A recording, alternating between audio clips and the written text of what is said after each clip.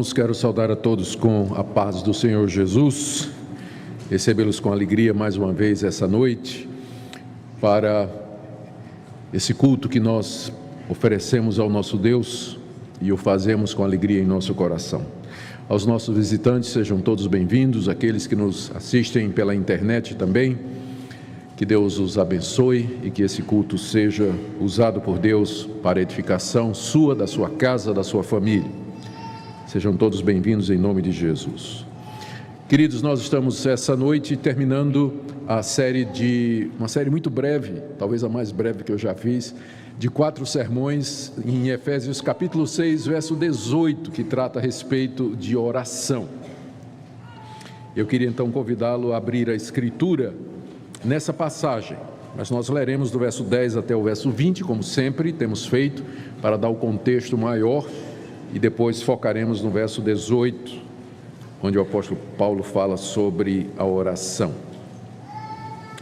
Com esse culto nós encerramos também o nosso dia de oração e jejum. Desde o culto pela manhã a igreja estava em oração, em jejum também. Queremos já aproveitar para agradecer ao irmão presbítero Alípio Filho, que conduziu, preparou, orientou tudo o que aconteceu, o ministério de intercessão da nossa igreja, todas as sociedades internas e ministérios que participaram. Certamente foi um dia abençoado e um dia glorioso. Nosso Deus recebeu toda a glória e o seu povo aprendeu a orar. Ouçamos a leitura, Efésios 6, de 10 a 20.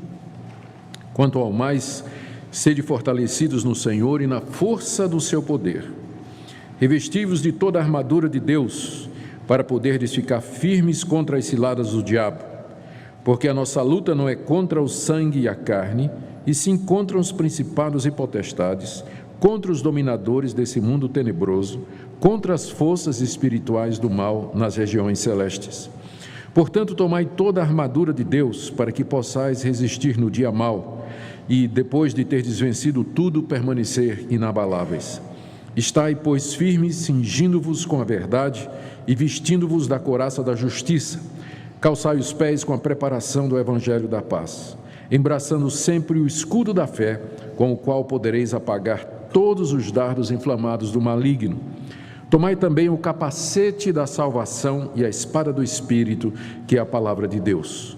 Com toda oração e súplica, orando em todo o tempo no Espírito, e para isso vigiando com toda perseverança e súplica por todos os santos, e também por mim, para que me seja dada no abrir da minha boca a palavra, para com intrepidez fazer conhecido o mistério do Evangelho, pelo qual sou embaixador em cadeias, para que em Cristo eu seja usado para falar, como me cumpre fazer. Oremos mais uma vez, pedindo a direção de Deus para o culto. Pai querido, estamos diante da Tua palavra e suplicamos a iluminação do Teu Espírito Santo para a correta compreensão da mesma, e também para que ela seja aplicada aos nossos caminhos. Eu oro, Senhor, por cada um dos Teus filhos e filhas aqui presentes nessa noite, desde as crianças até os mais avançados em idade, que Tua bênção esteja sobre todos eles, e que cada um receba da porção da Tua palavra como alimento espiritual. Em nome de Jesus. Amém. Queridos, a partir desse versículo nós já vimos alguns pontos importantes a respeito da oração. Primeiro, que orar é um dever de todos. Segundo, que nós devemos orar em todo o tempo. Isso que Paulo diz aí, quando ele fala que devemos pôr a armadura de Deus com toda oração e súplica, orando em todo o tempo. Vimos também que para isso nós precisamos vigiar com toda perseverança, também está no texto. E vimos hoje de manhã que há vários tipos de oração, também mencionados no texto, e que entre eles está a intercessão por todos os santos, como Paulo fala no final do verso 18 e exemplifica nos versos 19 e 20, quando ele mesmo pede oração aos crentes de Éfeso. Hoje nós veremos, por fim, aquilo que Paulo denomina de orar no Espírito, no verso 18. Talvez esse seja o ensino mais importante de Efésios, capítulo 6, verso 18, sobre oração. Todos os pontos que nós vimos até agora são para serem feitos no Espírito. Todas essas ações que nós mencionamos são para serem realizadas no Espírito Santo. Temos que orar em todo o tempo pelo Espírito, nós temos que vigiar na oração com toda perseverança pelo Espírito, nós temos que empregar todos os tipos de oração pelo Espírito e devemos interceder por todos os santos no Espírito. Se não for no Espírito Santo, nós não poderemos fazer nenhuma destas coisas. As nossas orações, na verdade, elas não serão reais, elas não serão eficazes, pois é somente no poder do Espírito Santo que as nossas orações são ouvidas por Deus e respondidas. Os fariseus oravam muito. Jesus diz que eles faziam longas orações.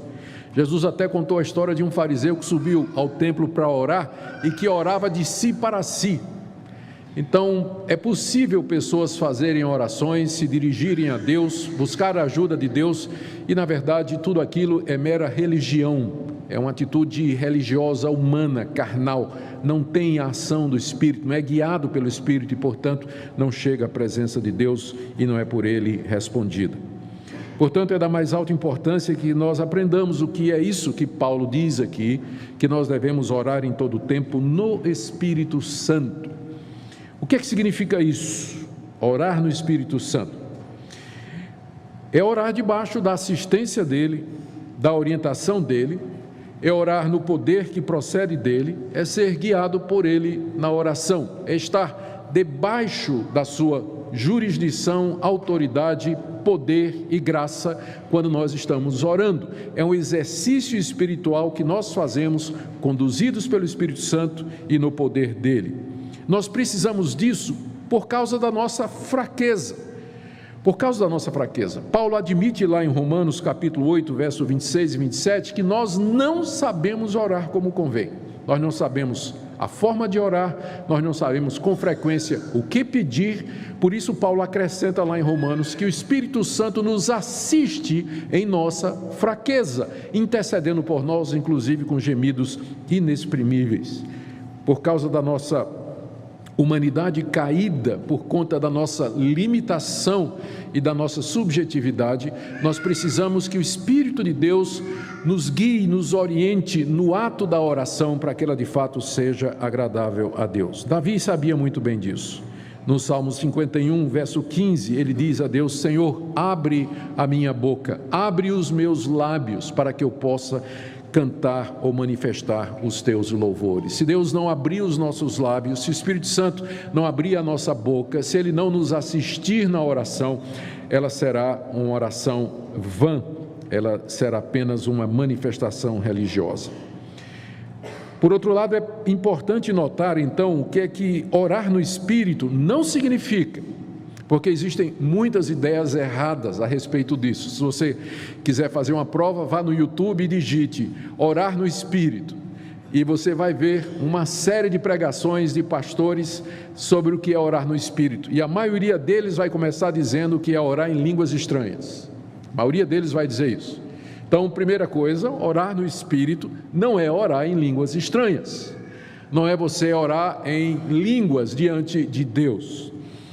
Existem, sim, 3 passagens do Novo Testamento que parecem associar a oração no Espírito com línguas. A primeira delas é Romanos 8, 26 a 27, que eu já mencionei, quando o apóstolo Paulo diz que nós não sabemos orar como convém, mas o Espírito intercede por nós com gemidos inexprimíveis. Muitas pessoas entendem que essa expressão gemidos inexprimíveis se refere a línguas estranhas. Só que o texto está dizendo que é o Espírito Santo que geme, não é o crente. É o próprio Espírito de Deus que geme diante do Pai.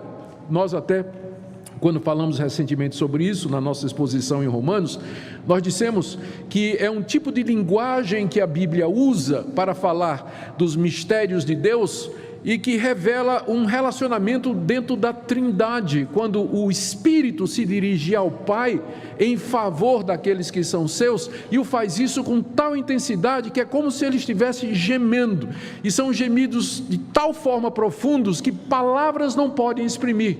De qualquer forma, quem geme é o Espírito Santo e não o crente. Logo, Romanos 8, 26 a 27, não está dizendo que a intercessão do Espírito com gemidos inexprimíveis é orar em línguas. A outra passagem é 1 Coríntios 14, de 14 a 15. Lá o apóstolo Paulo está discutindo sobre a questão dos dons. Ele está falando sobre o dom de línguas. E ele está dizendo para a igreja de Corinto que não adianta falar em línguas estranhas na igreja se não houver interpretação. Porque a igreja não recebe edificação nenhuma. Só pode haver edificação se houver entendimento. Falar em línguas na igreja que não seja acompanhada de interpretação é um exercício vazio, porque não traz entendimento ou conhecimento das coisas de Deus, porque é feito numa língua que ninguém entende. E Paulo então diz: o que é que eu vou fazer então? Aí ele diz: eu vou falar no Espírito, mas eu também vou falar com a mente. Então essa expressão falar no Espírito, em contraposição a falar com a mente, deve ser ou pode ser interpretado como sendo falar em línguas, debaixo da ação do Espírito Santo, sem nenhum problema.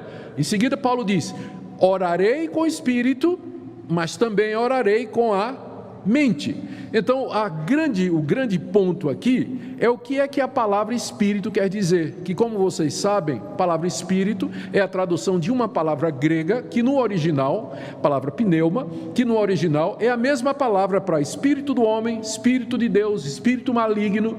Não tem letra maiúscula no grego, nome próprio não começa com letra maiúscula, por isso quando é o Espírito Santo não começa com um pi maiúsculo. Então os intérpretes têm que olhar o contexto para ver em que sentido a palavra está sendo usada ali.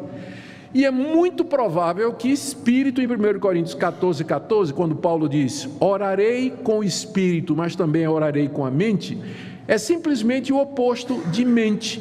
São as emoções, é o sentimento interior. Quem ora em línguas, ele não entende o que ele está dizendo, mas ele sabe que ele está orando em línguas, mas a mente dele não compreende.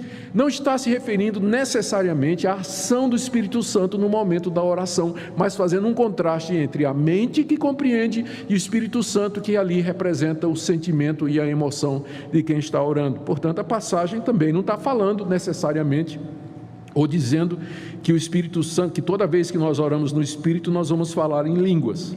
A terceira passagem é Judas, verso 20, quando Judas diz que nós devemos nos edificar orando no Espírito Santo, devemos nos edificar na nossa santíssima fé. Não há absolutamente nada na passagem ali que sugira que Judas está dizendo que para os crentes se edificarem na fé, eles têm que orar em línguas.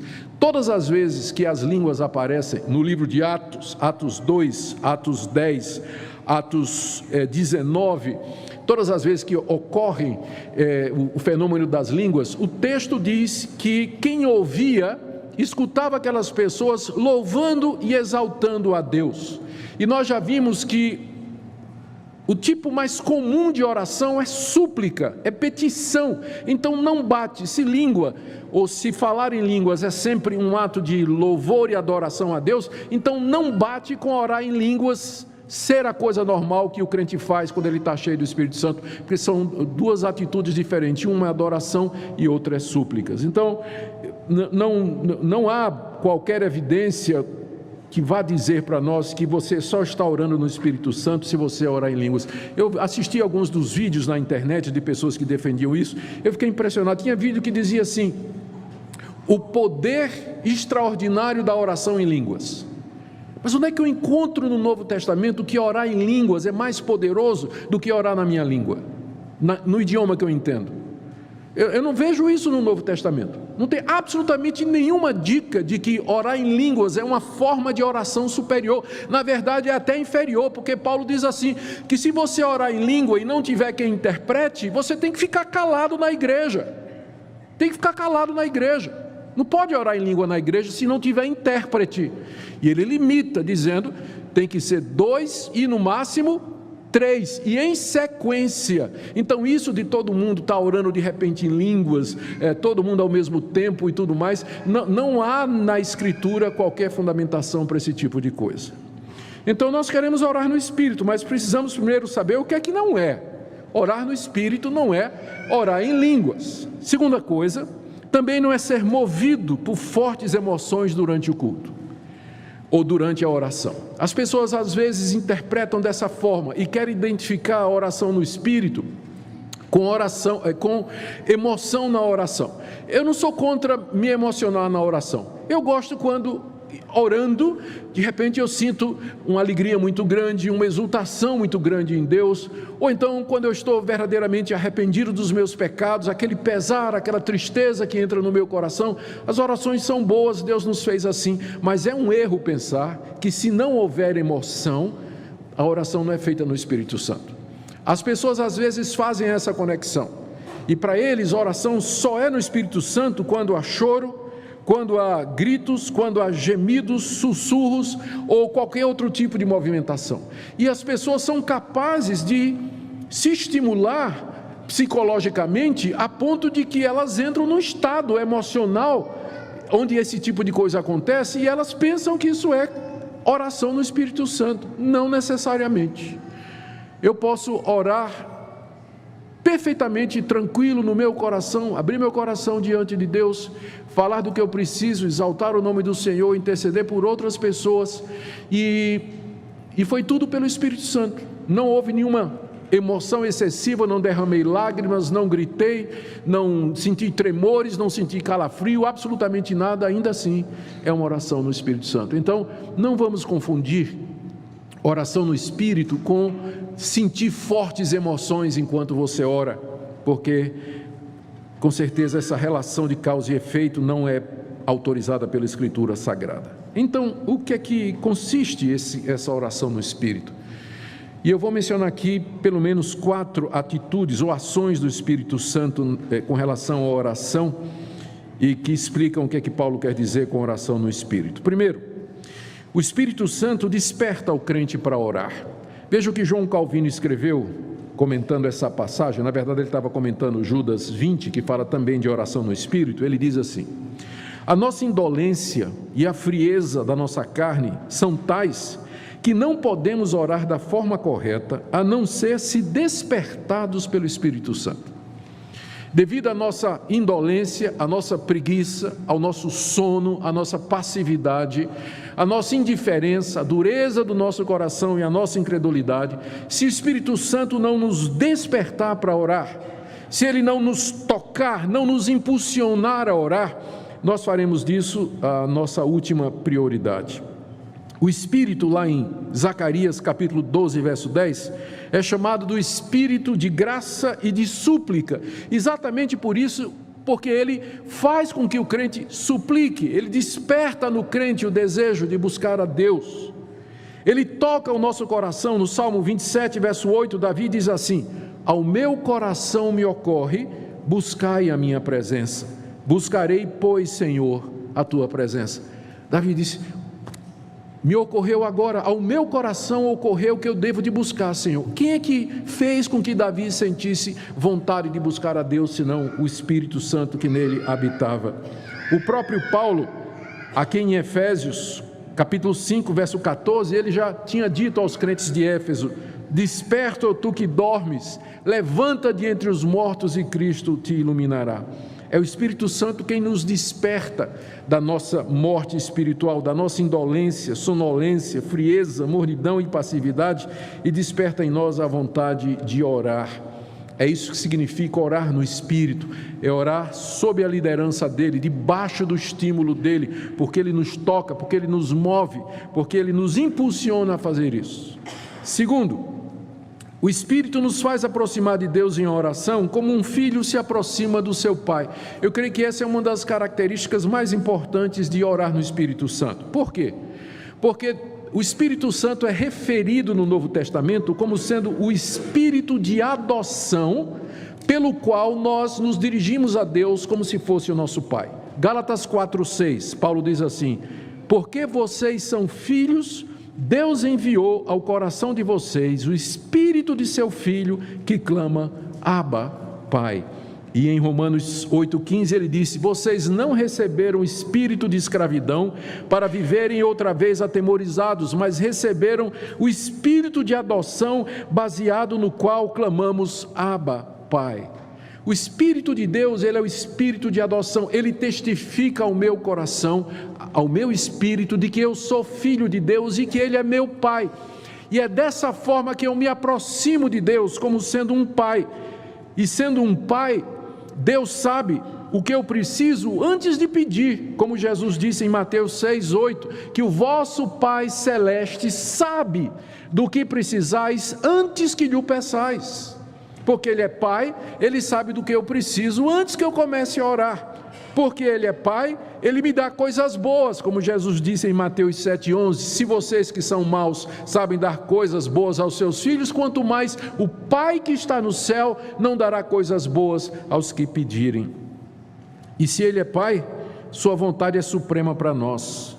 Jesus no Getsemane disse: Pai, se possível, passa de mim esse cálice, se não seja feita a tua vontade e não a minha. Porque Ele é Pai, na oração eu me submeto à vontade dEle, ainda que às vezes meu desejo seja outro. Em outras palavras, o Espírito me faz, porque Ele é o Espírito de adoção, Ele me faz aproximar de Deus em oração, nessa relação de confiança, de que como Ele é meu Pai, Ele vai me ouvir, como Ele é meu Pai, Ele vai me compreender, como Ele é meu Pai, Ele vai me perdoar, eu posso depender dEle, eu posso ter total confiança nas suas promessas e eu posso ter intimidade com Ele. Orar no Espírito, então, é chegar-se a Deus nessa relação de pai e filho, pai que ama, perdoa e cuida. E aqui é tão importante esse ponto: Deus não é para os seus um Deus vingativo, cruel e caprichoso. Tem muita gente que não ora exatamente porque não tem esse espírito de adoção. Deus para eles é uma entidade sobrenatural, poderosa, mas imprevisível, caprichosa, distante, com a qual a pessoa não tem qualquer intimidade. Então é claro que se uma pessoa tem essa perspectiva de Deus, ela não vai orar, ela não vai buscar a Deus em oração, ela não vai gastar tempo com esse Deus tão distante de quem ele pouco conhece.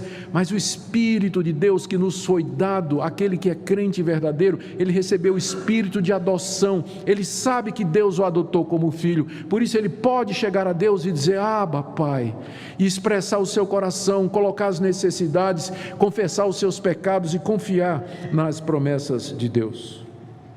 Em terceiro lugar, orar no Espírito. O que é que isso implica? Implica que o Espírito de Deus conduza as nossas mentes às coisas de Deus. Tem várias passagens na Bíblia que nos ensinam isso. Jesus disse que o Espírito Santo, o Consolador, quando ele viesse, ele nos ensinaria todas as coisas e nos faria lembrar daquilo que ele disse. Paulo disse que o Espírito Santo nos faz conhecer aquilo que por Deus nos foi dado gratuitamente, 1 Coríntios 2,12.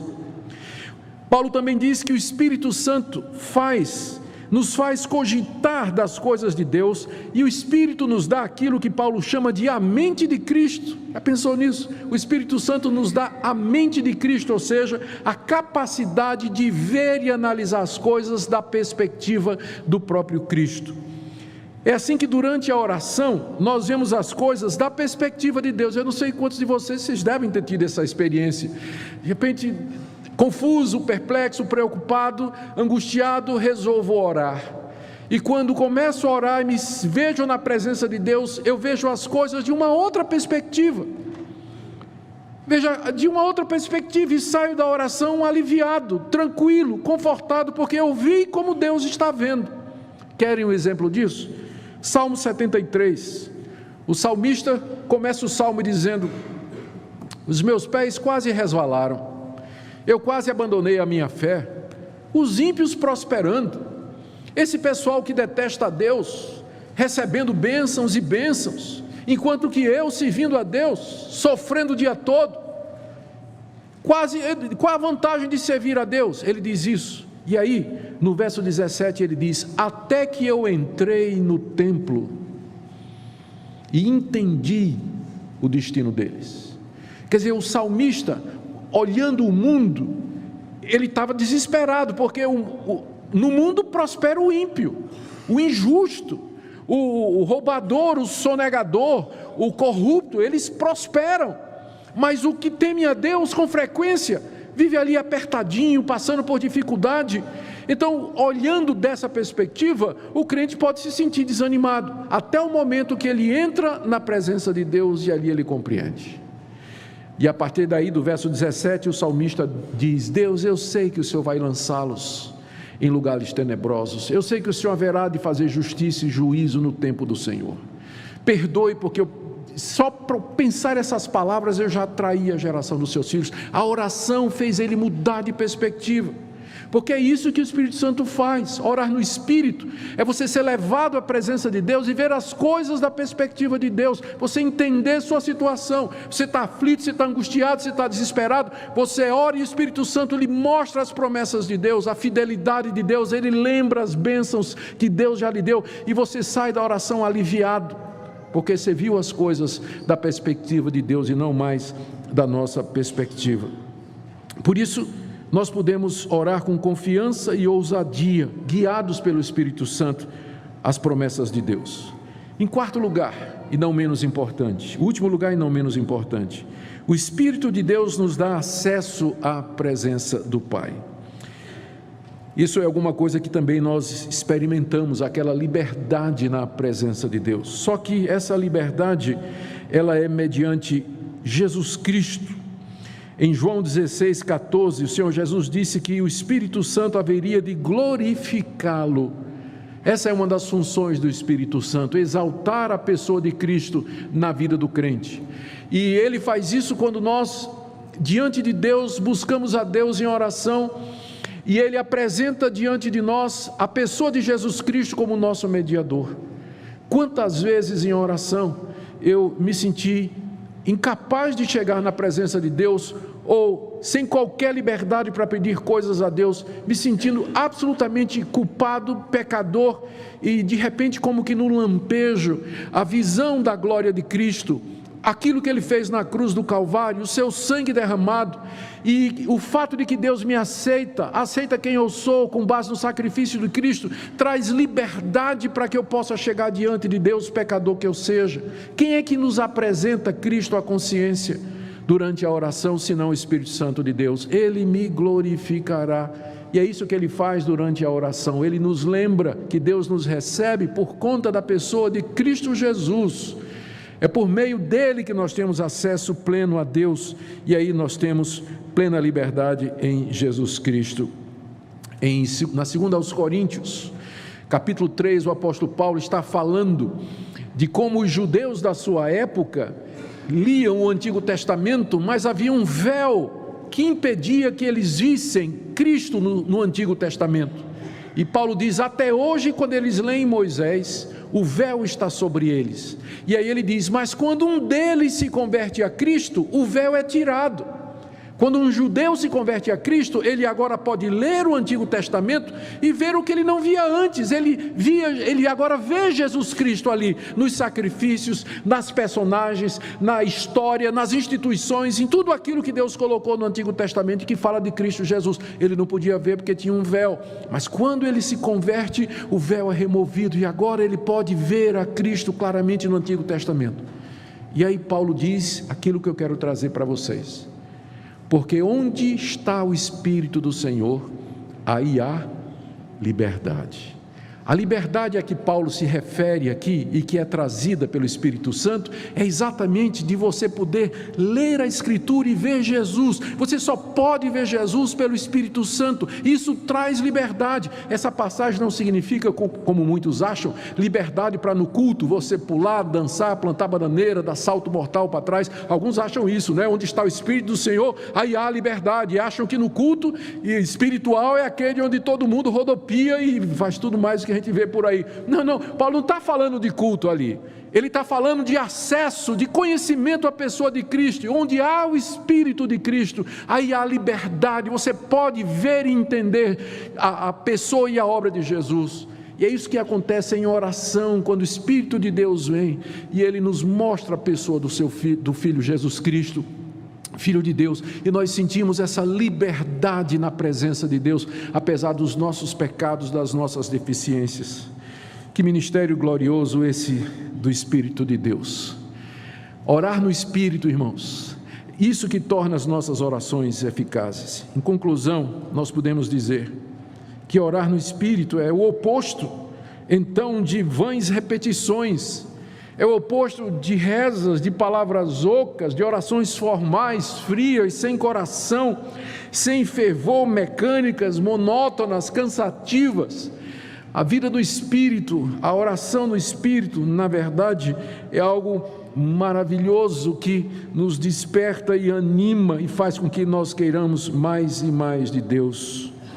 É isso que Paulo quer dizer então, orando em todo o tempo no Espírito, sob a orientação, sob o poder, sob o controle, sob a instigação do Espírito de Deus, porque somente assim as nossas orações podem chegar até a presença do Pai, na mediação do Filho, pelo poder do Espírito. Caminhando para o fim, meus irmãos, então a pergunta é: como orar no Espírito então? Paulo já havia mencionado o Espírito Santo várias vezes nessa carta. Siga comigo. Capítulo 1, de 13 a 14, ele diz que o Espírito Santo nos é dado como selo e como penhor da salvação. Então, todo crente verdadeiro, ele já tem o Espírito Santo, que é dado por Deus, espírito de adoção, selo e garantia, penhor de que Deus vai completar a redenção. Está aí, Efésios 1, de 13 a 14. No verso 17, Paulo ora para que Deus, o Pai de Jesus Cristo, nos conceda espírito de sabedoria e de revelação. Esse espírito aqui é com E maiúsculo, é o Espírito de Deus, para que Ele nos ilumine, para que nós possamos conhecer a Deus. No capítulo 2, verso 18, o apóstolo Paulo disse que é pelo Espírito que temos acesso ao Pai, que foi um dos pontos que eu mencionei aqui. No capítulo 3, no verso 16, Paulo ora para que nós sejamos fortalecidos com poder mediante o Espírito Santo no homem interior. E no capítulo 4, verso 3, Paulo diz assim: esforcem-se por manter a unidade da igreja, a unidade do Espírito, aliás, no vínculo da paz. Ou seja, a vida cristã é uma vida no Espírito. O Espírito Santo está presente em todas as áreas da vida da igreja e da nossa. Agora, veja só, Paulo também deu várias ordens aos cristãos referentes ao Espírito Santo. Capítulo 4, verso 30, ele disse: não entristeçam o Espírito Santo. Não entristeçam o Espírito Santo.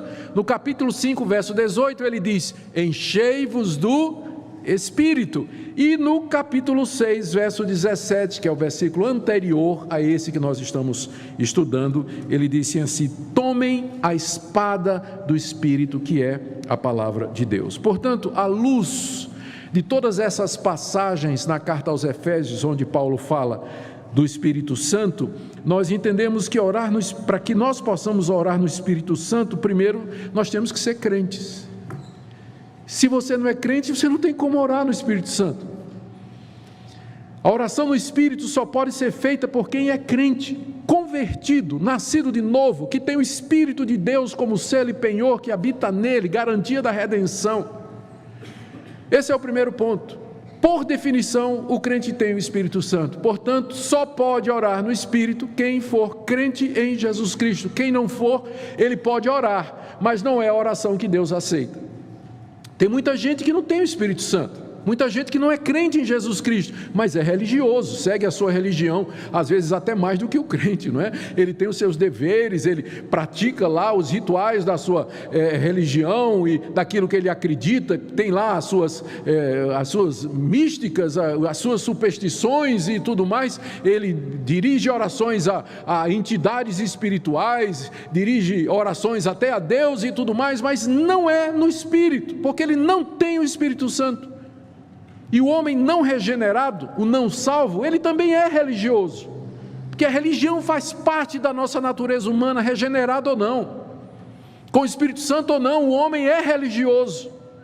Mas Deus vai escutar apenas a oração do crente, porque, como diz o livro dos Salmos, até a oração do ímpio é abominação diante de Deus, é abominação diante de Deus, ele não escutará. Então, quer orar no Espírito Santo? Primeira coisa, você já se arrependeu dos seus pecados e creu em Jesus Cristo, já renunciou a si mesmo e recebeu Jesus como seu único Senhor e Salvador? Esse é o primeiro passo.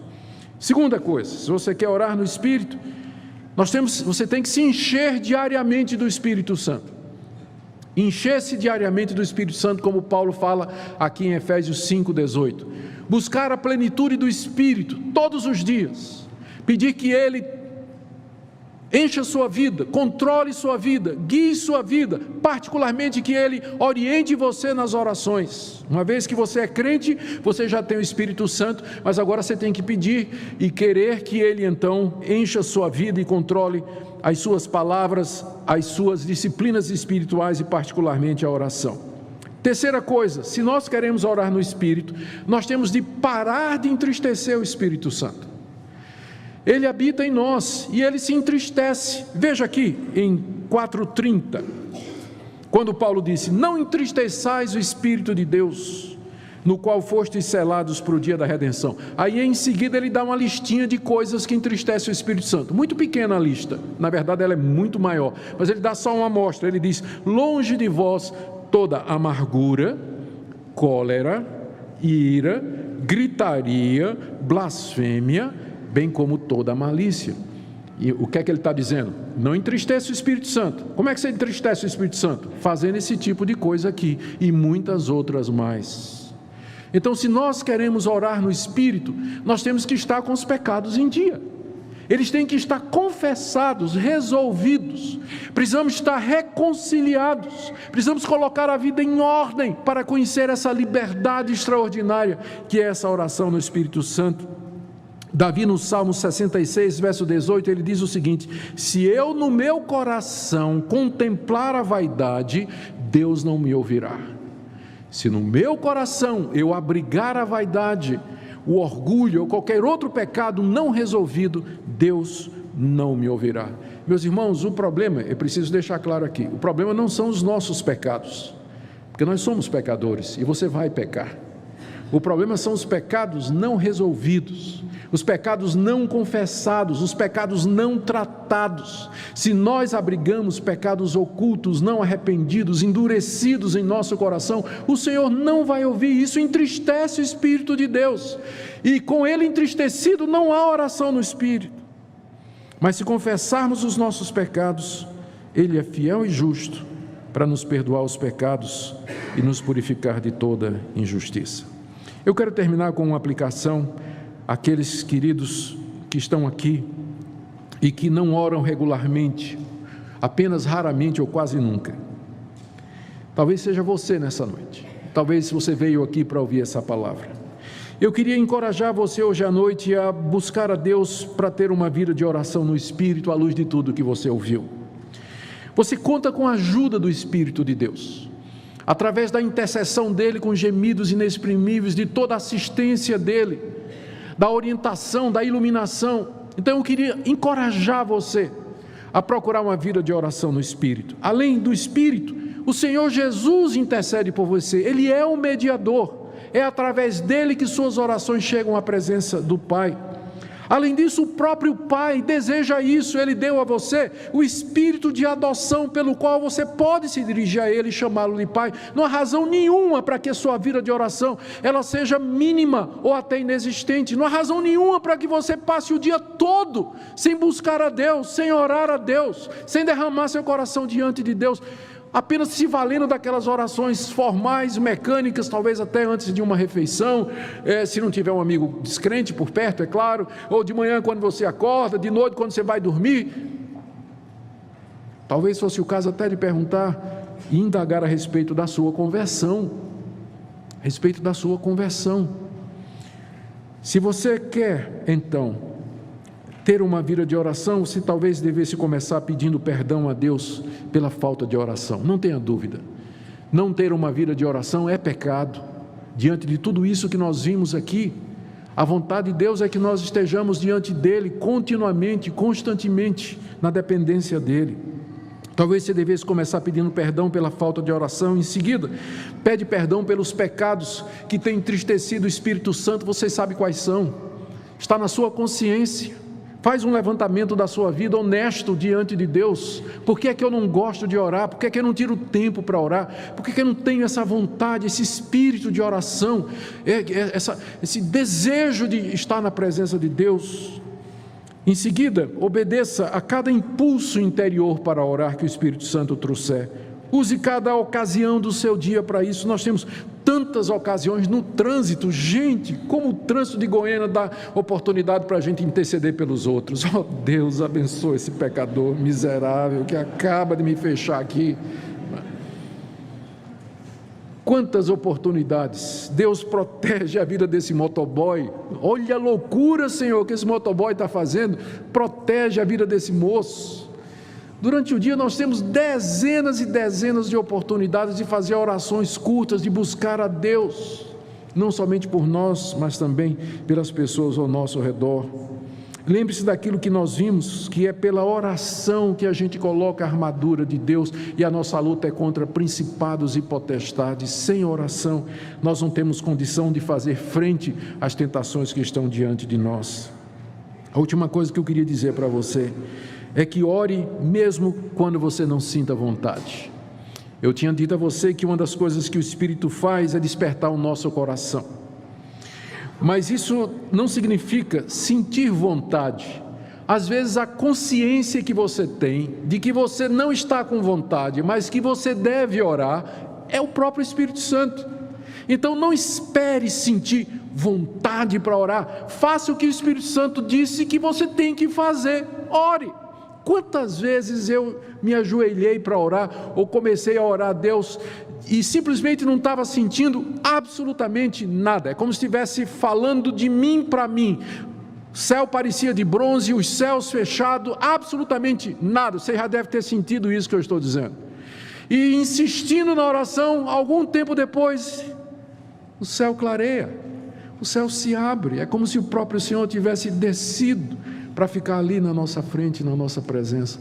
Então ore mesmo que você não sinta vontade, porque o Espírito Santo já disse que você tem que orar em todo o tempo, em toda ocasião. E quando nós fizermos isso, nós então aprenderemos a orar no Espírito de Deus. Oh, queridos, que Deus conceda sobre nós a graça do seu Espírito Santo como o Espírito de súplica e de orações, para que essa seja uma igreja que ora, uma igreja que intercede, para que vocês possam desfrutar mais da presença do nosso Deus. Lembrando que isso que nós temos aqui é apenas um dos dias da semana. Amanhã você vai voltar para o seu trabalho, você vai voltar para a facul, você vai voltar para o colégio, você vai voltar para a rotina da sua vida, você vai voltar para o dia a dia. E ainda assim, esse culto ele pode se estender para lá. Ainda assim, lá você pode sentir a presença de Deus, buscar a Deus, servi-lo em adoração, em súplica, em confissão, em intercessão por todos os santos, como a palavra de Deus nos desafia. Que isso seja verdade para todos nós. Oremos. Ó Deus, derrama sobre nós o espírito de oração e súplica. Ensina-nos a orar, Senhor. Dê que nós dependamos do Teu Espírito Santo, que Teu Espírito Santo nos oriente. Senhor, tira de nós tudo aquilo que o entristece e enche-nos da Sua presença maravilhosa, poderosa, tremenda. Pedimos, nosso Deus, que Teu povo seja um povo que ora. Oramos por aqueles que têm dificuldades, aqueles que se sentem inibidos, duvidosos, descrentes. Esteja com eles nessa noite, Senhor. Que eles possam contemplar na cruz do Calvário a chave para a entrada dos céus, e que mediante o sangue de Jesus tenham ousadia para entrar no Santo dos Santos pelo caminho que Ele já abriu para nós.